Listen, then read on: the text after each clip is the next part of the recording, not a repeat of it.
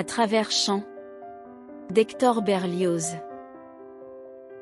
Sur l'état actuel de l'art du chant dans les théâtres lyriques de France et d'Italie, et sur les causes qui l'ont amené. Les grandes salles, les claqueurs, les instruments à percussion. Il semble au bon sens vulgaire que l'on devrait, dans les établissements dits lyriques, avoir des chanteurs pour les opéras, mais c'est justement le contraire qui a lieu, on y a des opéras pour les chanteurs. Il faut toujours rajuster, retailler, rapiécer, rallonger, raccourcir plus ou moins une partition pour la mettre en quel état, d'être exécutée par les artistes auxquels on la livre. L'un trouve son rôle trop haut, l'autre trouve le sien trop bas, celui-là a trop de morceaux, celui-ci n'en a pas assez, le ténor veut des I, à tout bout de champ, le baryton veut des A. Ici l'un trouve un accompagnement qui le gêne, là son émule se plaint d'un accord qui le contrarie, ceci est trop lent pour la prima donna, cela est trop vif pour le ténor. Enfin un malheureux compositeur qui s'aviserait d'écrire une gamme d'ut dans l'échelle moyenne et dans un mouvement lent, et sans accompagnement, ne serait pas assuré de trouver des chanteurs pour la bien rendre sans changement. La plupart de ces derniers prétendraient encore que la gamme n'est pas dans leur voix, parce qu'elle n'a pas été écrite pour eux. À l'heure qu'il est, en Europe, avec le système de chant qui y est en vigueur, c'est le cas de le dire. Sur 10 individus qui se disent chanteurs, c'est tout au plus il serait possible d'en trouver 2 ou 3 capables de bien chanter, mais là, tout à fait bien, avec correction, justesse, expression, dans un bon style et avec une voix pure et sympathique, une simple romance. Je suppose qu'on prenne l'un d'eux au hasard et qu'on lui dise. Voici un vieil air bien simple, bien touchant, dont la douce mélodie ne module pas et reste enfermée dans la modeste étendue d'une octave, chantez-nous cela. Il est très possible que votre chanteur, qui peut-être est un illustre, extermine la pauvre fleurette musicale, et qu'en l'écoutant vous regrettiez quelques braves filles de village par qui vous aurez entendu fredonner autrefois le vieil air. Aucune pensée musicale, aucune forme mélodique, aucun accent expressif ne résiste à l'affreux mode d'interprétation qui se répand de plus en plus aujourd'hui. Encore s'il était le seul.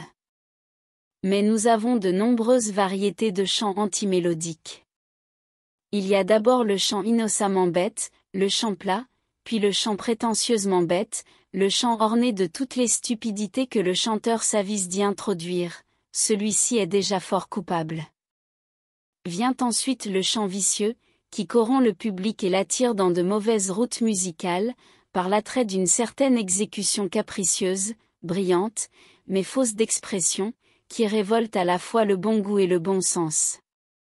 Enfin nous avons le chant criminel, le chant scélérat, qui joint à sa scélératesse un fond inépuisable de bêtises, qui ne procède que par grandes engueulées, se plaît.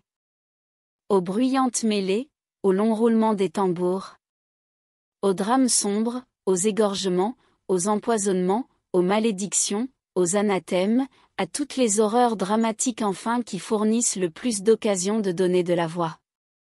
C'est ce dernier qui règne, dit-on, despotiquement en Italie à cette heure. Mais la cause, dira-t-on.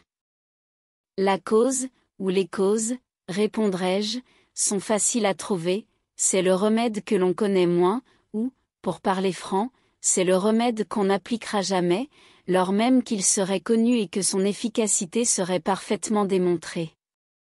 Les causes sont à la fois morales et physiques, toutes dépendantes les unes des autres, et si les entreprises théâtrales n'avaient pas été de tout temps, presque partout, livrées aux mains de gens avides d'argent avant tout et ignorant des nécessités de l'art, ces causes n'existeraient pas.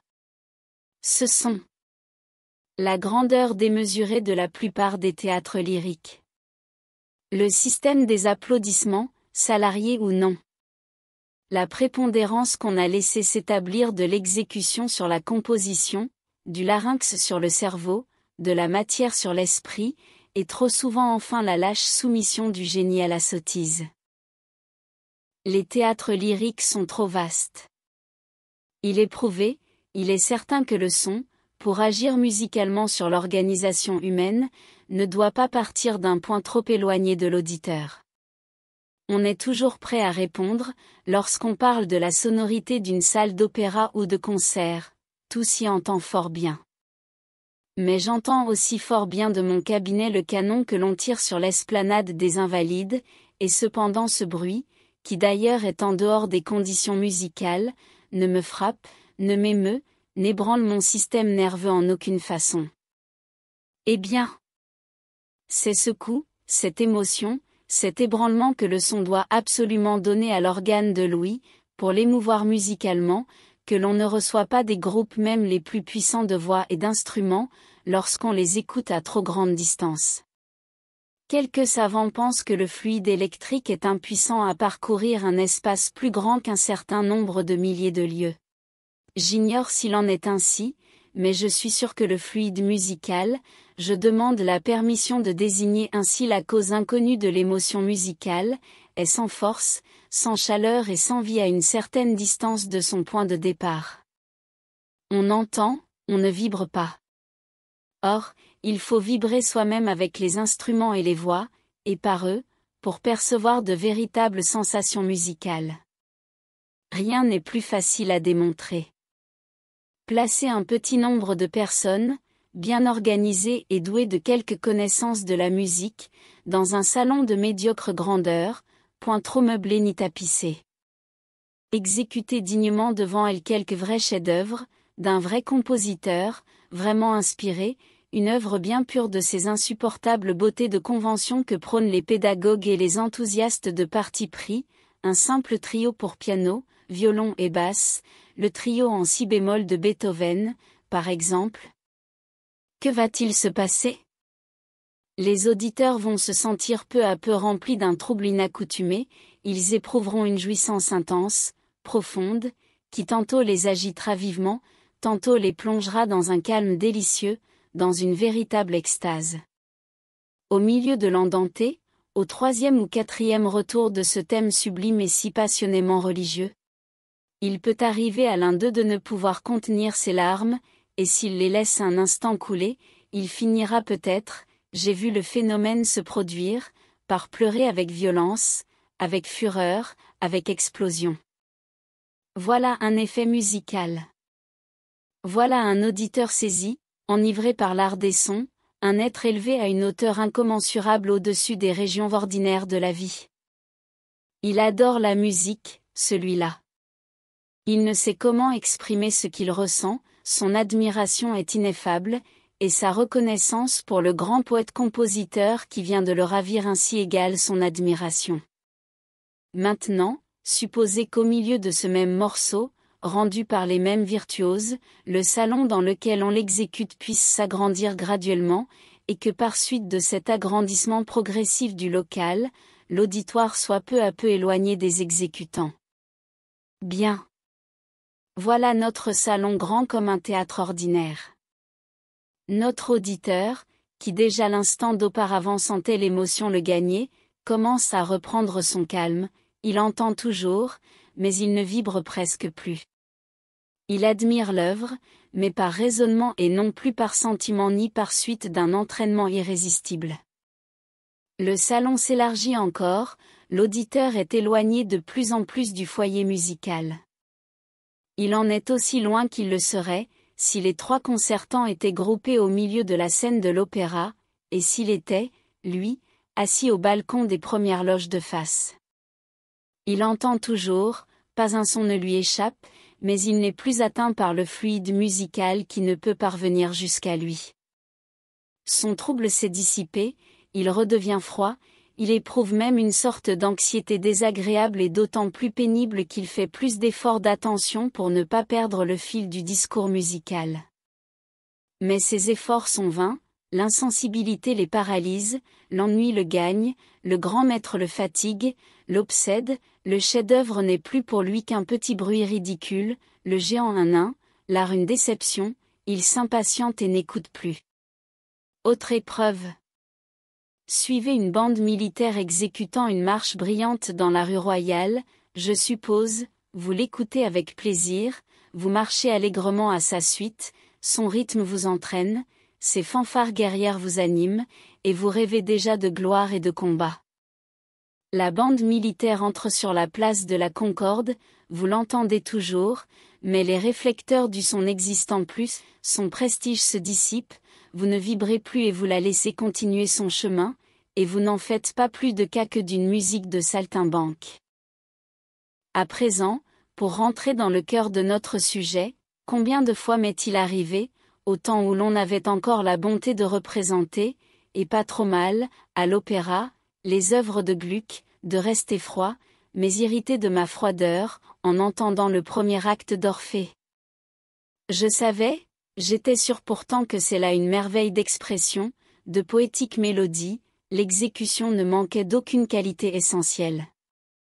Mais la scène représentant un bois sacré était ouverte de toutes parts, le son se perdait au fond, à droite et à gauche du théâtre, il n'y avait pas de réflecteur, et, partant, plus d'effet, Orphée semblait chanter réellement dans une plaine de la Thrace, Gluck avait tort.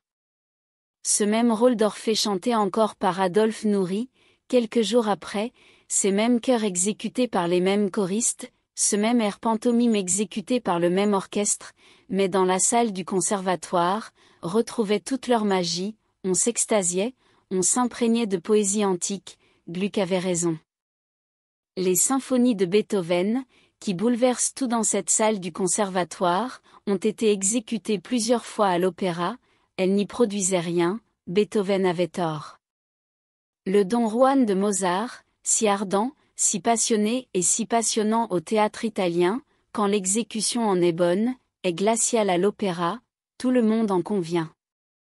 Le mariage de Figaro y paraîtrait plus froid encore. À l'opéra, Mozart a donc tort. Les chefs-d'œuvre de la première manière de Rossini, le Barbier, la Cenerentola et tant d'autres, perdent à l'opéra leur physionomie si piquante et si spirituelle, on en jouit encore, mais froidement de loin, comme d'un jardin qu'on regarde avec un télescope. Ce Rossini-là a donc tort. Et le frêle Schütz, voyez comme il se traîne languissant à l'opéra, ce drame musical si vivace, d'une si sauvage énergie. Weber a donc tort? Je pourrais aisément multiplier mes citations. Qu'est-ce qu'un théâtre dans lequel Gluck, Mozart, Weber, Beethoven et Rossini ont tort, sinon un théâtre construit dans de mauvaises conditions musicales? Il ne manque pourtant pas de sonorité. Non, mais comme tous les autres théâtres de la même dimension, l'opéra est trop grand. Le son le remplit aisément, mais non le fluide musical que dégagent les moyens ordinaires d'exécution. On objectera sans doute que plusieurs beaux ouvrages y produisent néanmoins de l'effet, et qu'un chanteur habile, lorsqu'il a le talent d'enchaîner et de concentrer sur soi l'attention de l'auditoire, y peut aborder avec succès le chant doux. Mais je répondrai que ce précieux chanteur impressionnerait bien plus vivement encore son public dans une salle moins vaste, et qu'il en serait de même de ces beaux ouvrages, écrits d'ailleurs spécialement pour le théâtre de l'opéra, que, de plus, sur 20 belles idées contenues dans ces partitions exceptionnelles.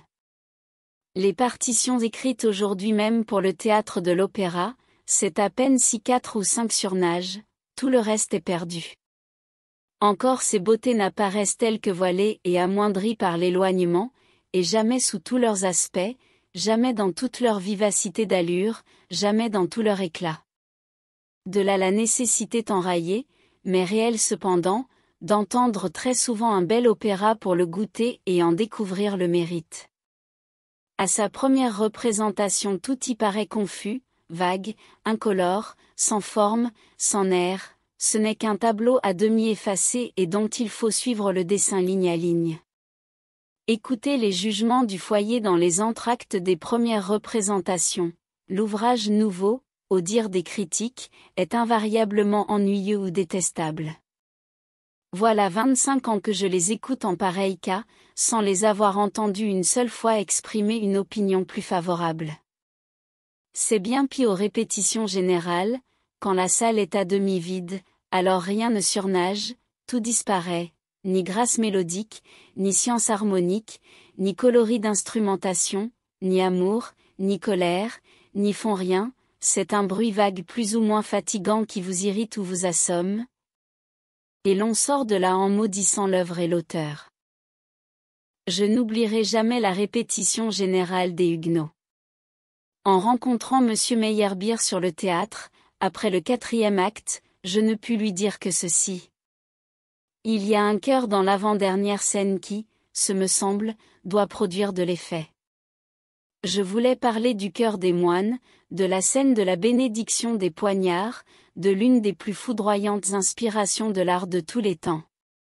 Il me semblait que cela devait produire quelque effet.